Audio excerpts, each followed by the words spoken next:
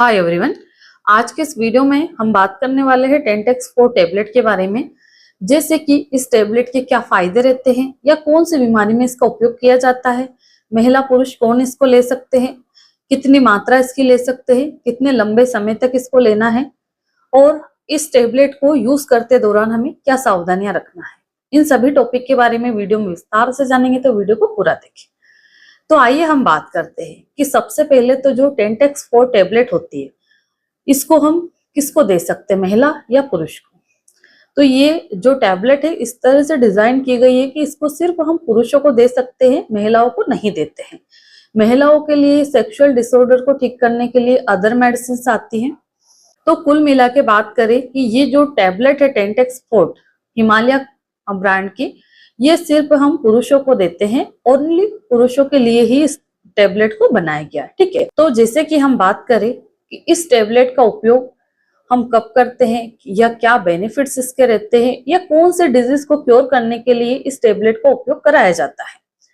तो सबसे पहले किसी भी पुरुष को नाइट फॉल की प्रॉब्लम है, यानी कि नाइट में जो प्रॉब्लम होती है हमें, जैसे सोते सोते या कभी भी किसी भी पुरुष को पानी छूट जाता है, तो वो नाइट फॉल की कैटेगरी में आता है।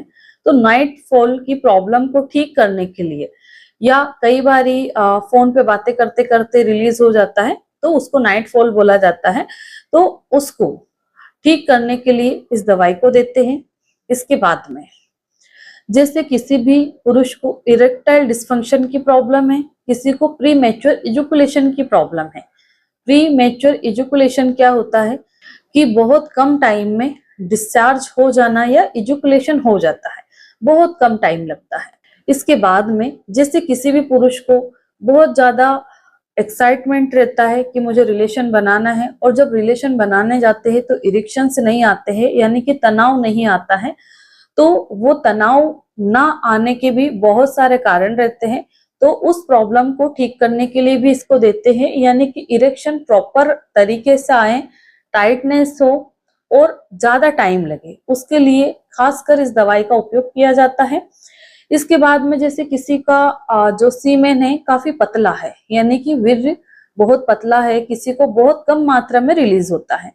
जैसे फॉर एग्जाम्पल हमारे पास कोई पेशेंट आता है और उसकी ये कंप्लेंट रहती है कि मैडम मैं कंसीव करने के लिए कोशिश कर रहे हैं हम लोग, पर गर्भधारण नहीं हो पा रहा। तो जब हम पुरुष का सीमेन एनालाइज यानी कि शुक्राणु की जांच कराते हैं, तो उसमें आता है, हम ये देखते हैं कि कितने दिन का गैप है, यानी कि आपने कितने दिन संबंध नहीं बनाया। मिनिमम 3 डेज का गैप देना रहता है, और 3 डेज के गैप के बाद यानी कि 4th डे पे या 5th डे पे हम जो सीमेन एनालाइज है उसको कराते हैं। ठीक है, तो उसमें एब्सेंस के डेज भी लिखे जाते हैं कि 3 दिन का गैप है, 4 दिन का या 5 दिन का है।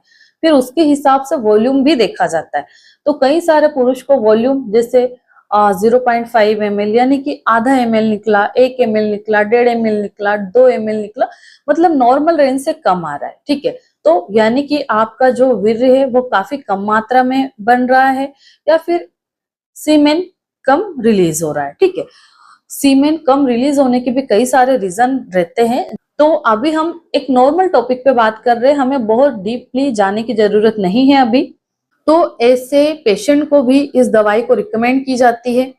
इसके बाद में जैसे किसी पुरुष को स्पर्म काउंट कम आ रहा है, यानी कि लो स्पर्म काउंट आ रहा है, तो उस स्पर्म काउंट को बढ़ाने के लिए भी इस दवाई का काफी अच्छा उपयोग रहता है। इसके बाद में जैसे किसी पुरुष को मानसिक तनाव बहुत ज्यादा है और बहुत ज्यादा इरिटेशन, बहुत ज्यादा गुस्सा होता है, क्योंकि आजकल हर किसी की बहुत प्रेशर वाली लाइफ है, ऑफिस वर्क रहता है, तो उसका लोड काफी ज्यादा रहता है, चाहे वो आप कोई भी सेक्टर से हो। और स्पेशली प्राइवेट सेक्टर वाले लोगों को तो बहुत ही ज्यादा प्रॉब्लम रहती है आज की कंडीशन में, क्योंकि कई बार कुछ चीजें ऐसी रहती है जो हम किसी से एक्सप्लेन नहीं कर सकते हैं। वो जो तनाव है हमारे सिर पे बैठा रहता है, और फिर उसको हम गुस्से के तौर पे या फिर हमारी सेक्सुअल लाइफ में बहुत ज्यादा प्रॉब्लम खड़ी करता है। ठीक है, तो हम सबसे पहले यही चाहेंगे कि पेशेंट जितना ज्यादा रिलैक्स रहे उतना अच्छा है। कोई भी बीमारी हो आपको, वो अपने अंदर घर नहीं बनाना चाहिए, टाइम टू टाइम उसका इलाज करा ले तो जल्दी से हमारी प्रॉब्लम ठीक हो जाती है। जैसे ओपीडी में कई सारे पेशेंट आते हैं और जब हम उनकी हिस्ट्री लेते हैं तो पता चलता है कि किसी को 2 साल से प्रॉब्लम है, किसी को 5 साल से प्रॉब्लम है, पर डॉक्टर हम किसी को बता नहीं सकते क्योंकि इतनी प्राइवेट चीज है, हर किसी से डिस्कस नहीं कर सकते, और किसी से डिस्कस करते हैं तो सब अपना अपना एक्सपीरियंस शेयर करते हैं, है ना। तो किसी को भी सेक्सुअल डिसऑर्डर है या संबंध बनाने से रिलेटेड प्रॉब्लम है, जैसे टाइम कम लग रहा है, इरेक्शन से नहीं आ रहे, जल्दी हो जाना या जल्दी गिर जाना, टाइटनेस नहीं आना, और कई बार हमारी इच्छा तो हो रही है पर उसमें बहुत अच्छे से इरेक्शन से नहीं आ रहा है, लूज हो रहा है, तो इन सभी प्रॉब्लम को ठीक करने के लिए इस दवाई का उपयोग करते हैं। तो ये इतने तो कुछ इसके बेनिफिट्स रहते हैं, या हम ये कहें कि इन बीमारियों में हम इसका इस्तेमाल करते हैं। टेबलेट का उपयोग हमें किस तरह से करना रहता है या कितनी मात्रा में हम इसका ले सकते हैं, तो देखिए ये फुली आपकी कंडीशन पे डिपेंड करता है। मैं इस वीडियो के माध्यम से कभी भी आपको ये नहीं कहूंगी कि डायरेक्ट आप सेल्फ मेडिकेशन करें। जब भी आपको कोई भी इस तरह की प्रॉब्लम है तो एक अच्छे डॉक्टर से कंसल्ट करें, उसके बाद में आप दवाई लीजिएगा। ये वीडियो सिर्फ जानकारी के लिए या फिर एजुकेशन पर्पज से मैंने बनाया है, ताकि लोगों में एक अवेयरनेस हो और लोग जागरूक होकर ये समझ पाए कि अगर हम डॉक्टर के पास जा रहे हैं तो क्या हमें सही ट्रीटमेंट मिल रहा है, क्या हमारी जो बीमारी है उससे रिलेटेड ही दवाई हमको दी गई है। तो काफी हद तक अगर आपको इस चीज की जानकारी रहेगी तो आप उस चीज से जल्दी ठीक हो सकते हैं। तो डोजेज फुली पेशेंट की कंडीशन पे डिपेंड करता है। शुरुआत में हम पेशेंट को 2 टेबलेट सुबह 2 शाम को 1 महीने तक दे सकते हैं, फिर दूसरे महीने में 1 टेबलेट सुबह 1 शाम को देते हैं, तीसरे महीने में 1 टेबलेट देते हैं। इस तरह से डोजेस कम करवाते हैं। मान लो अगर किसी की बिल्कुल शुरुआती स्टेज है, अभी 1-2 महीने से ही प्रॉब्लम खड़ी हुई है पेशेंट को, और वो नॉर्मल स्टेज में या शुरुआती स्टेज में ट्रीटमेंट लेने के लिए आता है, तो फिर उसको 1 टेबलेट सुबह 1 शाम को 3 महीने के लिए देते हैं।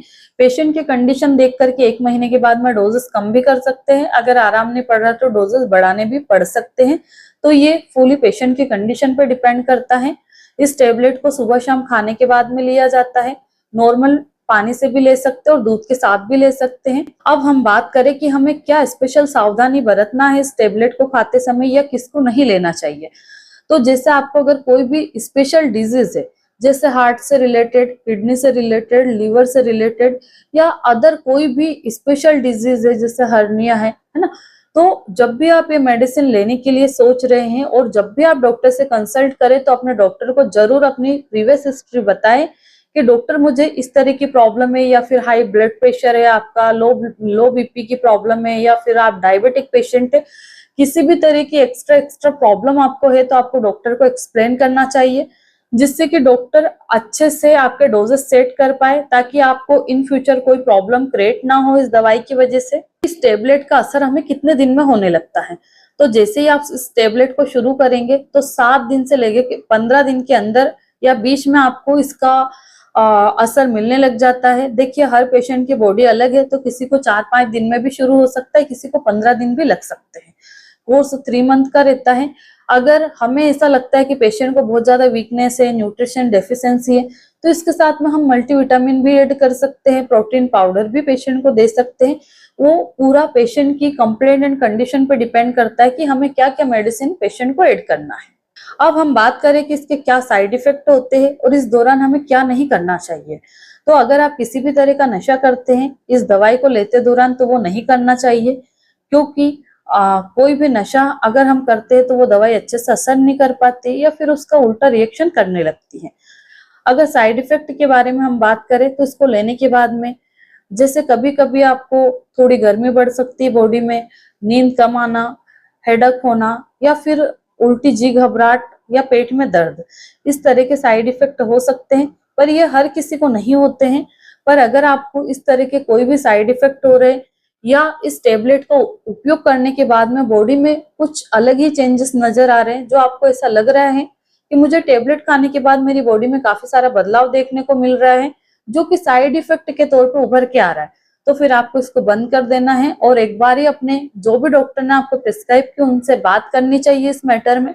तो डॉक्टर कुछ और सॉल्यूशन आपको निकाल के दे सकते हैं, या तो मेडिसिन स्टॉप करा सकते हैं या डोजेस कम कर सकते हैं, जो भी रहता है आपकी हेल्थ के अकॉर्डिंग वो सोच सकते हैं। तो आशा करती हूँ कि इस वीडियो के माध्यम से मैं आपको टेंटेक्स 4 टैबलेट के बारे में संपूर्ण जानकारी दे पाई हूँ। अगर इस वीडियो को देखते समय आपके मन में कोई क्वेश्चंस है तो कमेंट करके आप मुझसे जरूर पूछ सकते हैं। धन्यवाद।